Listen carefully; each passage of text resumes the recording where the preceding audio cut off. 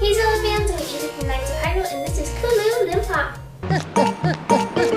I'm going to show you some pretty cool Zelda merch today, so make sure you watch. Today's first question comes from John's T, who says, I'm stuck in an Ocarina of Time in Lost Woods. Oh, right, left, straight, left, right. Skylock Fallen, that's a really cool name actually. They ask, where did the Sheikah come from? There's so much lore behind the Sheikah, so before we get into anything, let's establish a canonical fact. Before anything, first fact, Sheikah are considered the Shadow Folk, and they serve the royal family. Second fact we know is that the Sheikah are the goddess's chosen guardians. We learned this in Skyward Sword with Impa said so herself.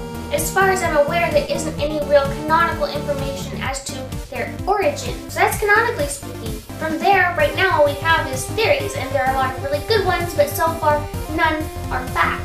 One of my favorites is that the Sheikah are Hylian. It's strange to consider, but when you really think about it, you have to consider the similarities between the two. The Hylians were given their long ears to be able to communicate with the gods. Of course, there were other races that helped out at certain times, such as the Uka, but look at the Sheikah. They too have those long ears meant to hear the voice of the gods. Another thing is that the Sheikah are referred to as a tribe, not a race. And while the term tribe is used for different races, it can also simply mean tribe. It could be just a group of Hylians that were chosen to protect, Hylia and whatever she needed to be protected. And perhaps that tribe just, continued on its merry way, reproducing whatnot just as the royal family did. I'm not saying it's likely, I'm not saying I believe it either, but I do think it's interesting. Another one I've heard of is that perhaps Hylia herself created them. We don't know that Hylia actually had any creationist powers. That was left to the golden goddesses. But hey, maybe it's possible. There was never anything saying that it wasn't. If Balu can pretty much change the way his followers, the Rito, look and give them from arms to wings, then why can't Hylia do something similar? Maybe she can create a whole entire race or change an already existing race. I really doubt that one is likely at all. But there is that one point that the goddess specifically chose the Sheikah. It wasn't that the golden goddesses chose the Sheikah, Hylia herself chose the Sheikah. Then there is one other one I do like where you have to consider the term Shadow Folk, and that perhaps the Sheikah truly are literally Shadow Folk. Maybe they were created as an opposite race to the Hylians. Not opposite as in Lorule to Hyrule opposite, but within the world of Hyrule an opposite. Some sort of balance, light and dark. I do think that one's a little more likely than the others. But really, there is nothing so far that I'm aware of that actually states where the Sheikah originated. For now, we're just stuck with theories. But at least we do know why they serve the royal family, and that's to protect Zelda, who is Hylia's mortal incarnation, and to protect her bloodline, of course.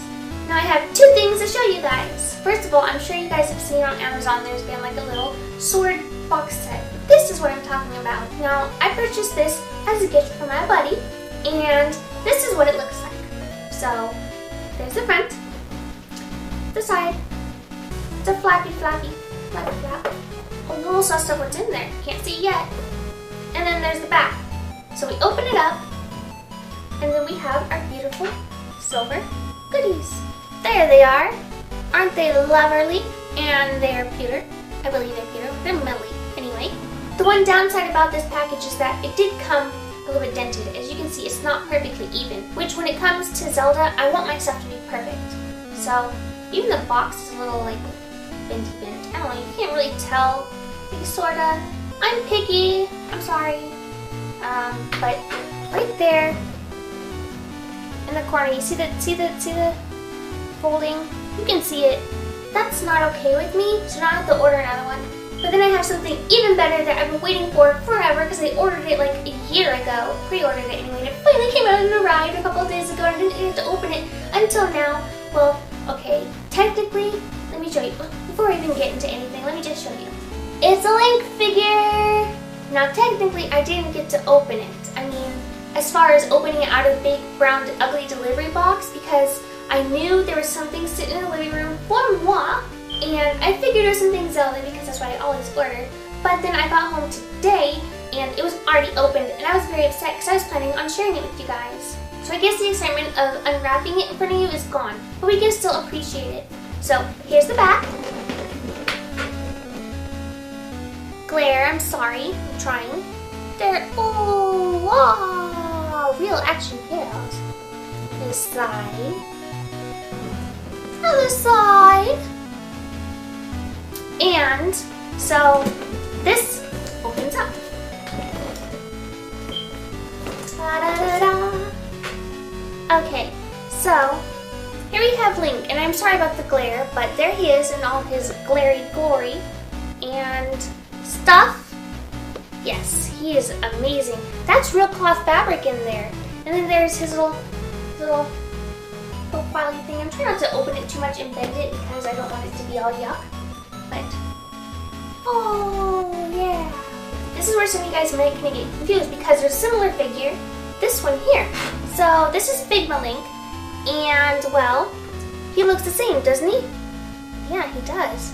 He looks quite the same.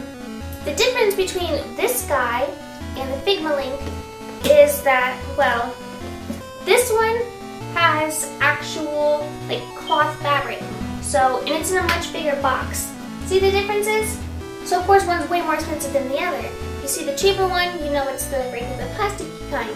You see the more expensive one, it's going to be the one with fabric. Neither of them are getting opened because I am not going to play with my toys. No. They are for display only, and I love them, and they can never, ever get damaged. So yeah, there's those. Aren't they so cool? And now I have another one on the way, the little one I showed last week. Then the last question comes from Meryl. Asks, did you know there's a silver Adventure Link cartridge? Nope, nope, nope, nope. As far as I'm aware, there is not a silver Adventure Link cartridge. There's a gold one and a gray one.